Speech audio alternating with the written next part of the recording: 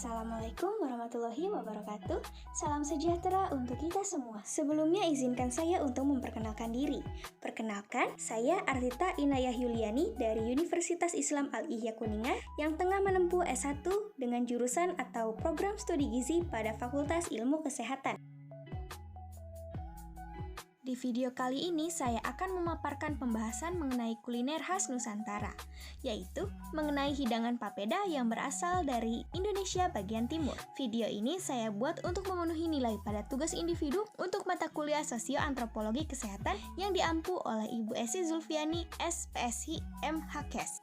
Dengan demikian, dipersilahkan untuk viewers dapat menyimak video pembahasan berikut ini.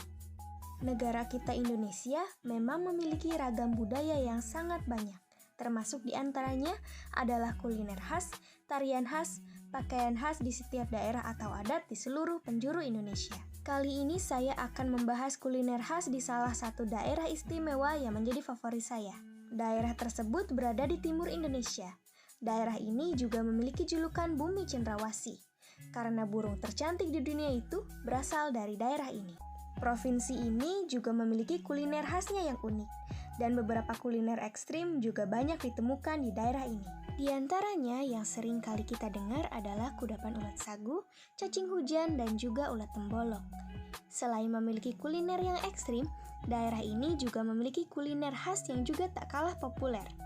Hidangan ini terbuat dari tepung sagu yang diolah menjadi makanan pokok daerah tersebut. Masyarakat daerah itu menamai hidangan tersebut dengan sebutan papeda.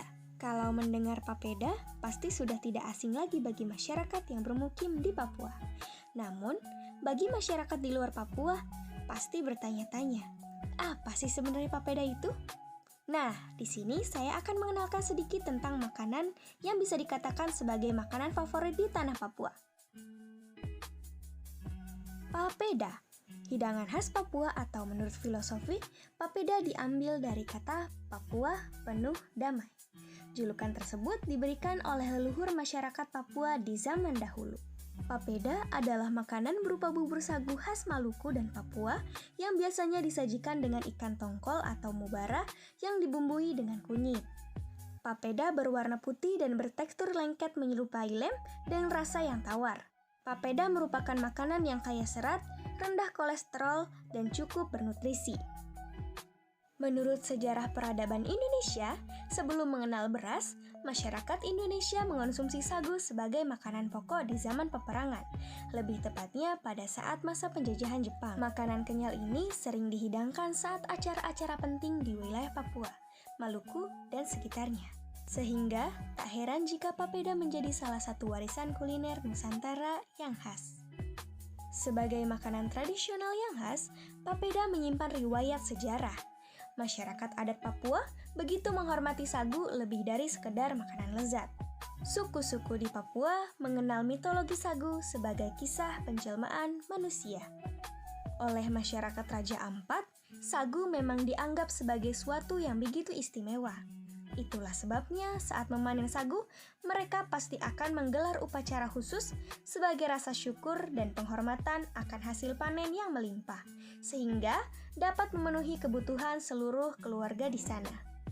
Di berbagai wilayah di pesisir dan dataran rendah di Papua, sagu merupakan bahan dasar dalam berbagai makanan, termasuk di antaranya adalah sagu bakar, sagu lempeng, dan sagu bola, menjadi sajian yang paling banyak dikenal di berbagai pelosok Papua, khususnya dalam tradisi kuliner masyarakat adat di Kabupaten Mapi, Asmat, dan Timika. Papeda merupakan sajian khas sagu yang jarang ditemukan. Antropolog sekaligus Ketua Lembaga Riset Papua, Joshua Robert Matsoben, menyatakan bahwa papeda dikenal lebih luas dalam tradisi masyarakat adat Sentani dan Abrab di Danau Sentani dan Arso, serta Manokwari. Cara pembuatan papeda memang terbilang sangat sederhana. Masyarakat Papua biasanya hanya menggunakan tepung sagu saja sebagai dasar pembuatan papeda, dan kemudian diolah dengan cara disiram menggunakan air mendidih secara perlahan-lahan, lalu diaduk merata tanpa henti sampai adonan papeda menjadi agak transparan dan bertekstur lengket seperti lem, namun agak padat. Dalam mengaduk papeda, sebenarnya ada teknik khusus yang dilakukan oleh masyarakat Papua, dan itu menjadi salah satu tradisi yang mengalir secara turun-temurun. Teknik mengaduk yang dilakukan saat tepung sagu masih cair harus diaduk ke kiri atau ke kanan, dan setelah tepung sagu agak mengental, kemudian gerakan adukan menjadi ke atas dan ke bawah. Jangan hentikan adukan hingga sagu memadat. Kuliner papeda ini biasanya disajikan dengan makanan berkuah yang juga menjadi kuliner khas di Papua. Di antaranya dapat disajikan dengan ikan kuah kuning. Untuk ikan kuah kuning itu sendiri, berbagai jenis ikan dapat menjadi bahan utama pembuatan ikan kuah kuning. Di antaranya ikan tongkol, ikan tenggiri, ataupun ikan cakalang. Semuanya sangat cocok diolah menjadi makanan berkuah pendamping papeda.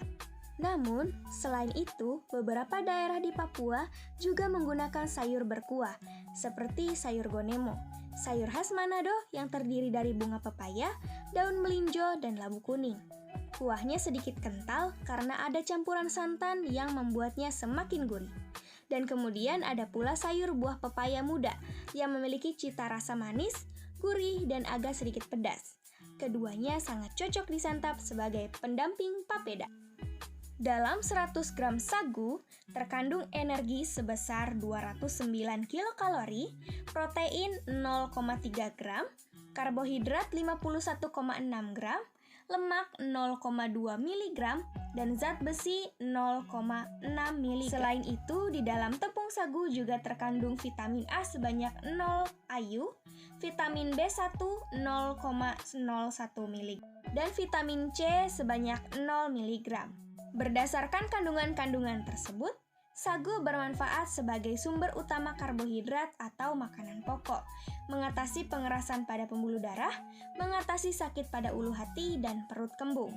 Selain itu, kandungan indeks glikemik yang rendah pada sagu membuatnya aman dikonsumsi oleh penderita diabetes mellitus. Tingginya kadar serat dalam sagu berperan sebagai prebiotik, menjaga mikroflora usus, meningkatkan kekebalan tubuh, mengurangi risiko terjadinya kanker usus, mengurangi risiko terjadinya kanker paru-paru, mengurangi risiko kegemukan atau obesitas, serta memperlancar buang air besar. Sedangkan untuk makanan pendamping papeda yaitu ikan kuah kuning, ikan yang digunakan mengandung omega 3 yang tinggi.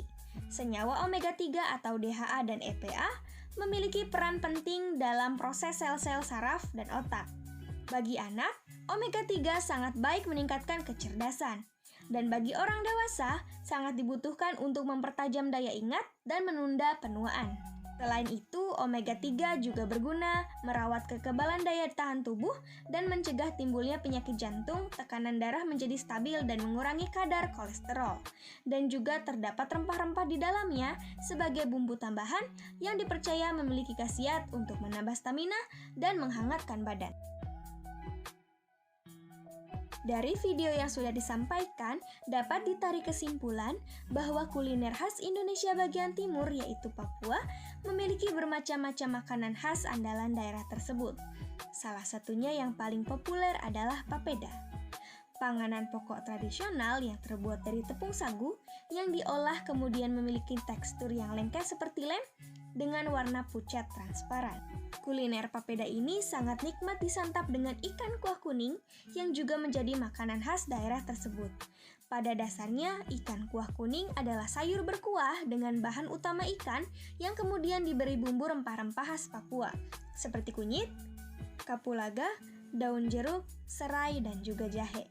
Kedua hidangan ini sangat kaya akan nutrisi, di antaranya ada karbohidrat, lemak, kalsium, serta protein dalam semangkuk papeda. Dan juga terdapat nutrisi seperti omega 3, vitamin C, protein dan kalsium dalam semangkuk ikan kuah kuning pendamping papeda. Saya, Artita Inayah Yuliani dari Gizi 2A, mengucapkan banyak terima kasih kepada viewers yang telah setia menyaksikan video ini hingga akhir. Dan juga saya memohon maaf apabila ada kekurangan dalam penulisan prompter, pengucapan kalimat atau kosakata, kekeliruan pada ilustrasi, serta kesalahan dalam penulisan nama, jabatan, nama tempat, tanggal maupun tahun. Sekian yang dapat saya sampaikan. Semoga kita tetap dalam keadaan sehat dan tentunya tetap dalam lindungan Yang Maha Kuasa.